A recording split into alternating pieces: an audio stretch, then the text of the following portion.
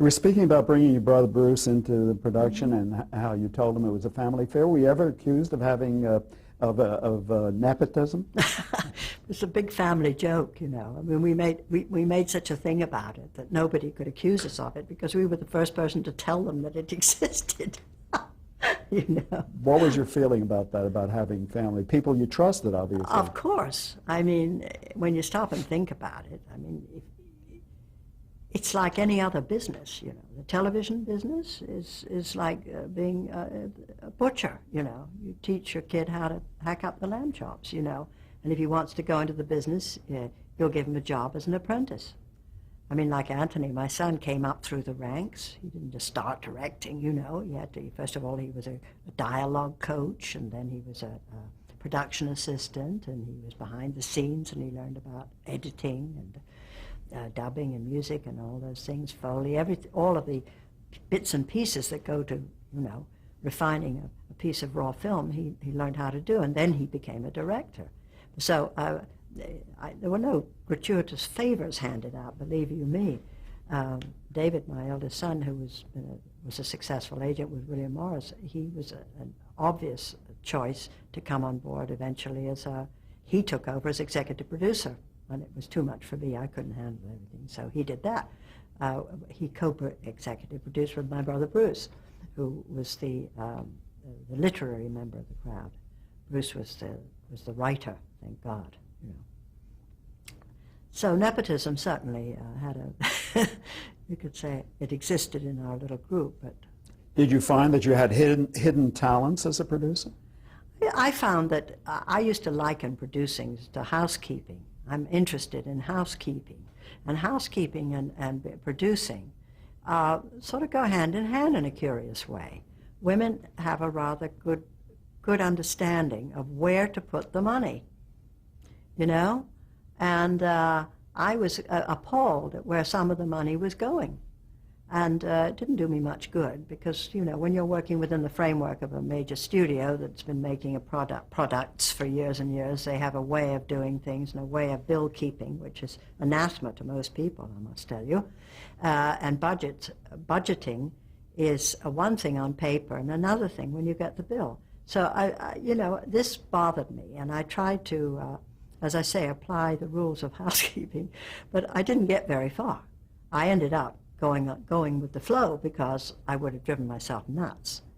But I you know, started to say, why are we doing this? You know, we're spending much too much money on that. Get rid of that. We don't need all these dishes. What did you rent all these dishes for? We're never going to see them, you know. Because any director worth his salt is going to tell you, I'm going to shoot that corner of that room and I will see such and such and so. So don't bother about filling up this end of the room with a whole bunch of stuff because you're never going to see it. So those are sort of areas that as a woman, as a housekeeper, I was aware of. Didn't do me, as I say, it didn't do me much good, but that was what I became interested in. I also was interested in the music because I know how important music can be in a scene. I was also vitally interested in casting because, as we said earlier, casting the right actor in the part, you're halfway home. May I say that I also was allowed the most incredible casts of very, very distinguished actors, not great stars, but great, good actors, most of them from the stage. Guests? From movies, yes. Some of them from movies, old movie actors, actresses. I say old. I don't mean old numerically. I simply mean that they hadn't been seen for a while. And but I was watching, you know, A&E are running Murder, She Wrote now, and they had a marathon yesterday. They ran 5 in a row, and then they ran the biography. And when I saw the cast that was in one show, I couldn't believe the names that were in there. I mean, they were all demi-names, you know, but all very, very good actors. How close is the fictional character, Jessica, to the real person, Angie? Is there a lot of similarities between the two? No, I don't think so, really. I'd like to feel that I would want to be thought of as an honorable person. I think that that Jessica Fletcher is an honorable woman. I think that's one of the reasons people like her. And I love this industry, and I love being in it, and there's no trickery there. It's very real, and I think I want to bring that quality to that lady, and I would like it to reflect back on me, and it has in a curious way. And I just am very sincere about what I do, and I think she is. And she's an extremely straightforward, liberal person, fair, honest, and just, and that's something I would want to try and be. I mean, I can't say that I am all the time, but I would certainly want to try to be. So I want to make her that way, and I will try to emulate her. Some critics accuse Jessica of being a busybody. Mm-hmm. Do you think she was a busybody? Well, I think in the first place she was, tremendously so, yeah. She couldn't keep her hands off her. If she smelt a mystery, she couldn't wait to get in there. And certainly that's been part of her attraction. The minute you saw her come across a scene where somebody had been bumped off, you knew damn well she was going to get in there and do something about it and get in the way of the police half the time, because she was always 2 steps ahead of them anyway, which also is one of her charms or detractions. I'm not sure which. Did you feel betrayed when CBS moved Murder, She Wrote out of its prized 8 o'clock Sunday time slot? Yes, I certainly did. I did indeed. I was absolutely shocked. I couldn't believe it. And there was nothing I could do about it. It was a done deal. And when they told me, I said, how can you do this to us? How can you put us into a totally non-win situation? We can't. We cannot possibly survive on Thursday night opposite friends, And because, once you take a given away from an audience, they don't know where to go to find it. They don't always read the TV guide, and they don't know that you're there, but you're on a different night. It takes months to educate your audience to come to you. And anyway, I didn't want them to come to me on Thursday night. It wasn't a Thursday night show. It was always a Sunday night show.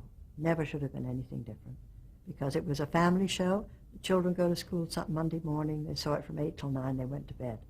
Happy, What was the justification on CBS's part, or what did they explain to you was the justification for doing this? I think at that time their justification was they were looking to attract a younger audience to Sunday night, because they weren't making enough money on their commercials, and they figured that if they attracted a younger audience who would buy products that they could, get the big money for the time, they do better financially. So they were shifting you to a slot where they weren't as concerned with their performance on Thursday night. I guess sort not. of conceding Thursday night to NBC. Mm-hmm. Okay. And then, of course, they had to go back over their decision, and they put in Diagnosis Murder, which was could have, was like another Murder, She Wrote. With a male lead. With a male lead. Mm-hmm. Who were the CBS executives? Actually, that's not true. They didn't put it on Sunday night because they put Touched by an Angel. I beg your pardon. That's not true. Diagnosis Murder is on a different night. Yes. Who were the CBS executives that you were dealing with? Dealing with Peter Tortorici. Who was head of programming? Who was head of programming, who maintained that he had nothing to do with the decision. Peter Lund was the person who made that decision, I believe, in New York. Over the years, did you have a lot of interaction with the CBS brass and programming, or above programming? Well, 2 things I'd like to say. Bill Paley absolutely adored Murder, She Wrote. He used to watch it every Sunday night. It was his favorite show. How did you know this? I know it through his daughter, who was a friend of a very good friend of mine. And she wrote to me and told me this, so I knew that. He loved the show. Now, wait a minute. The second person who came on the scene for CBS, and I think the year was about I'm not sure what year he came on board with CBS. Entertainment division was Howard Stringer.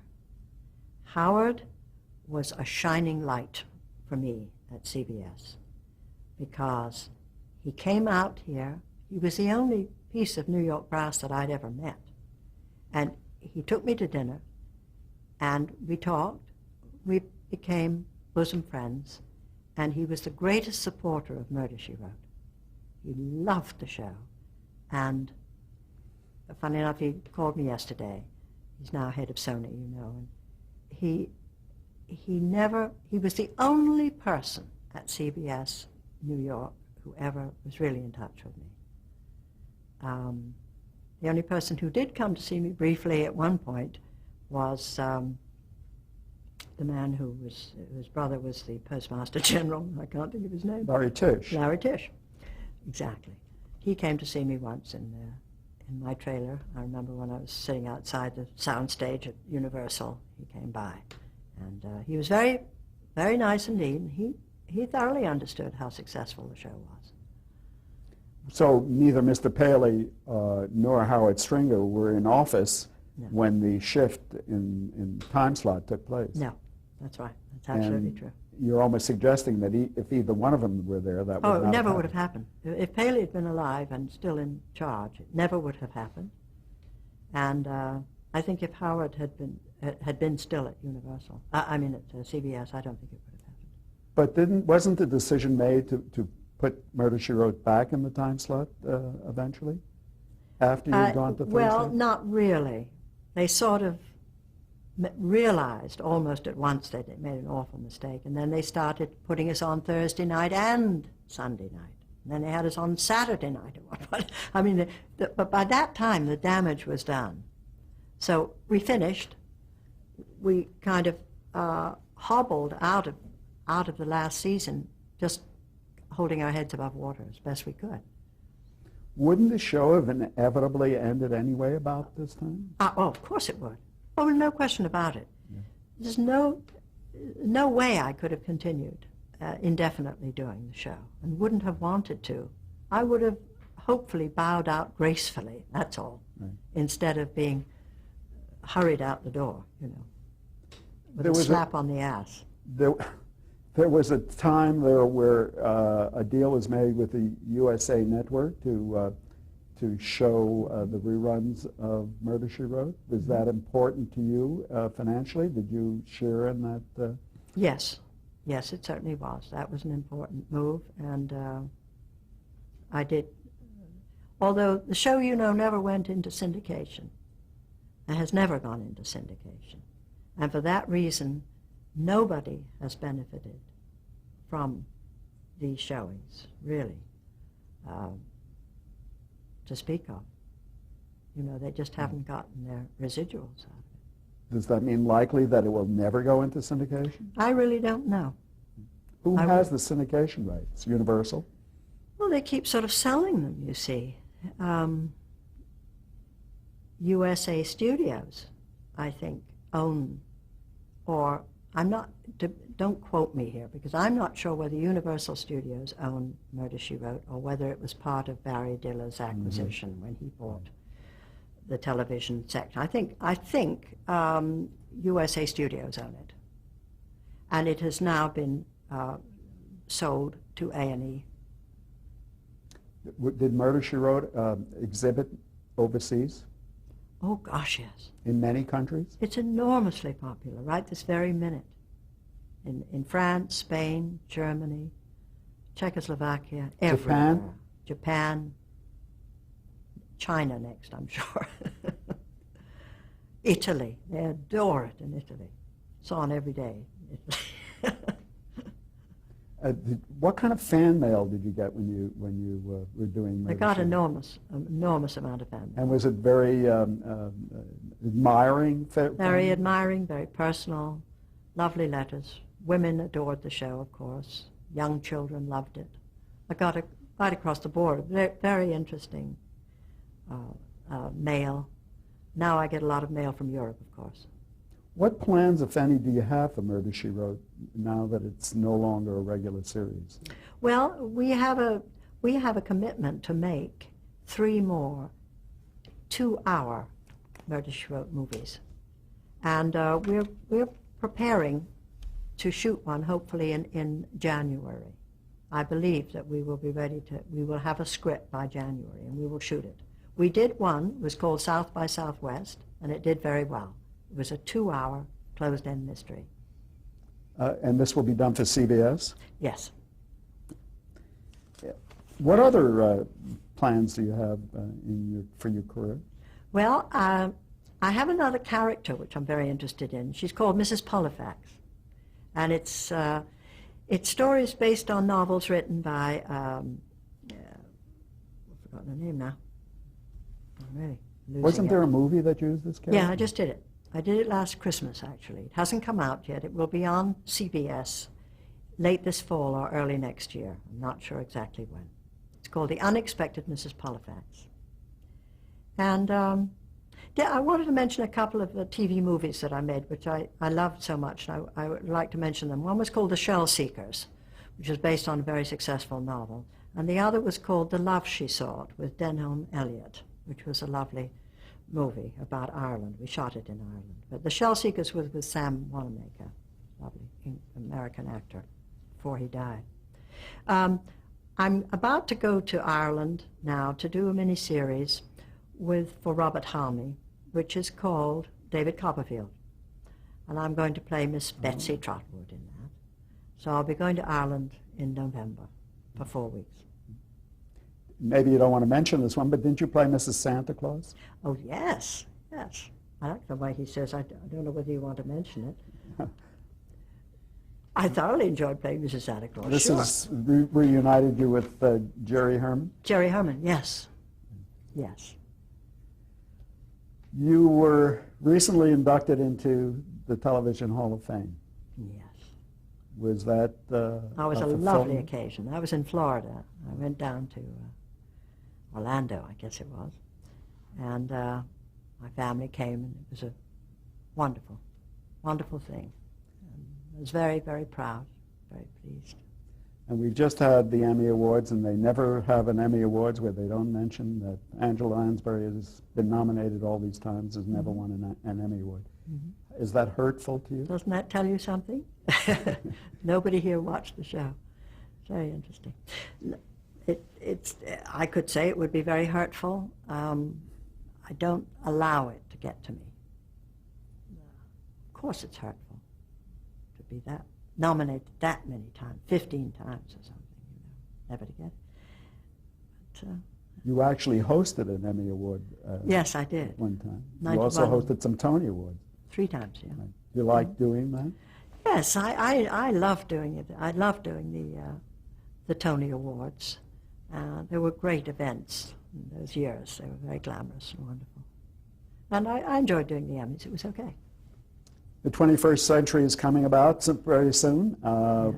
How do you envision television in the coming years? Is it going to be a lot more fragmented than it already is? I'm afraid so. I'm not sure. I'm not sure who is going to survive. I can say that cable is getting very interesting, but I have a feeling that audiences are going to want to know that there's a home base somewhere where they're always going to know what they're going to find. And the networks have always provided that. Do you know what I'm saying? So I don't think that the networks are going to be washed up that quickly, because you need the home base for people. They don't want to have too many. It's like having a menu with too many choices on it. And I think that the general public like to feel that there's a certain habit in what they do. We all like habit. It gives us security, gives us a sense of going onward, and surrounding ourselves with the familiar. And at the moment, the networks are the only thing out there that are really familiar on an ongoing basis. So I don't foresee them being thrown out that quickly, although people do talk about it.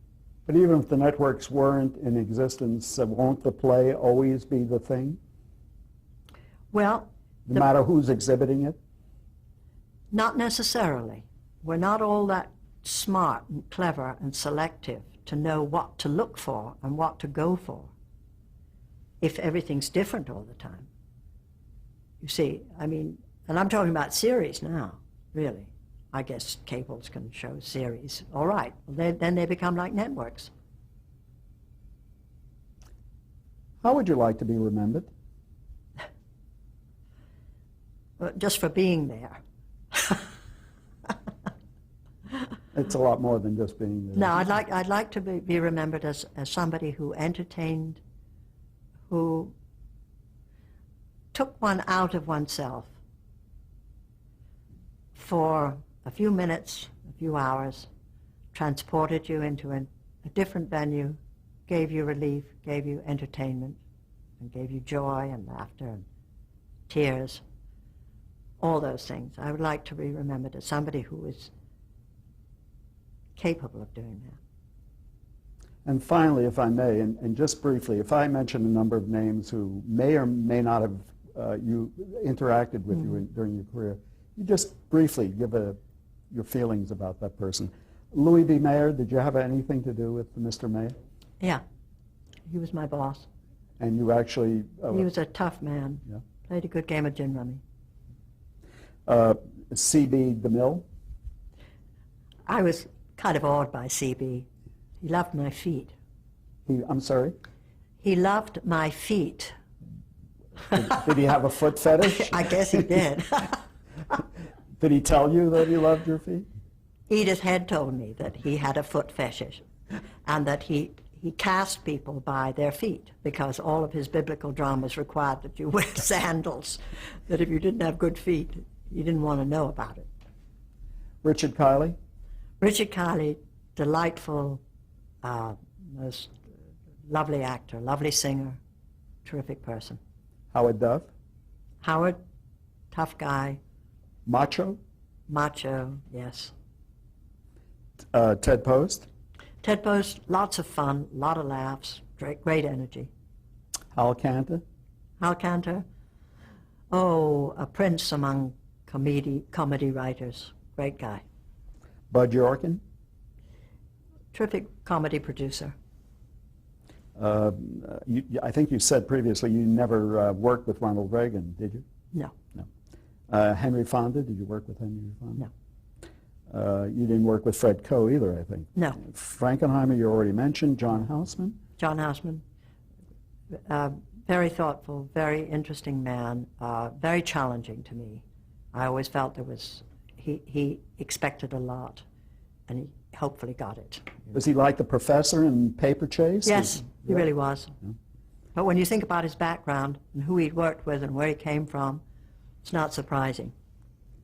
Herb Brodkin? Herb Brodkin, I didn't know at all. Okay. Charles Boyer?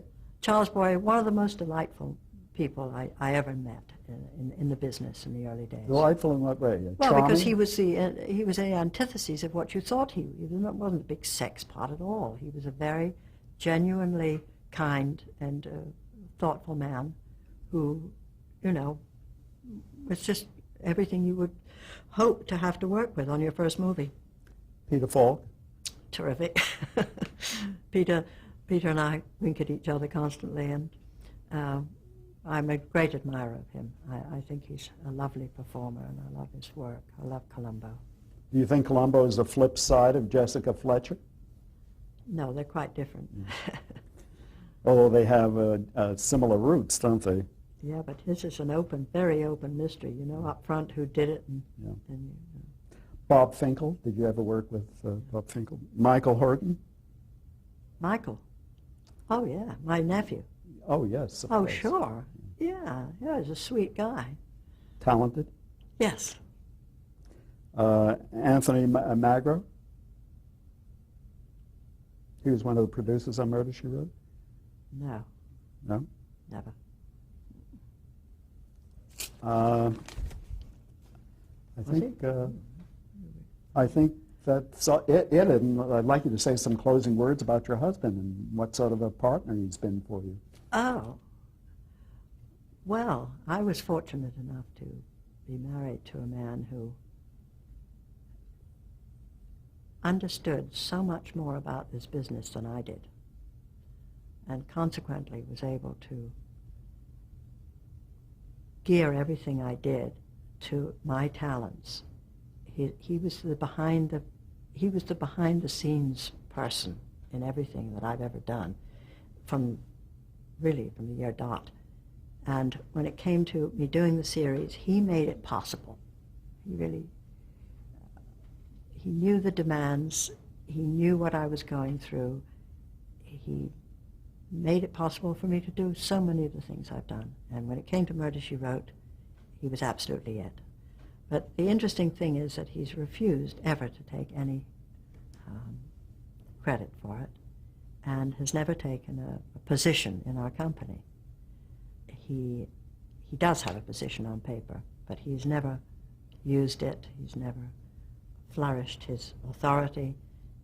He's just been the backbone of all of my endeavors.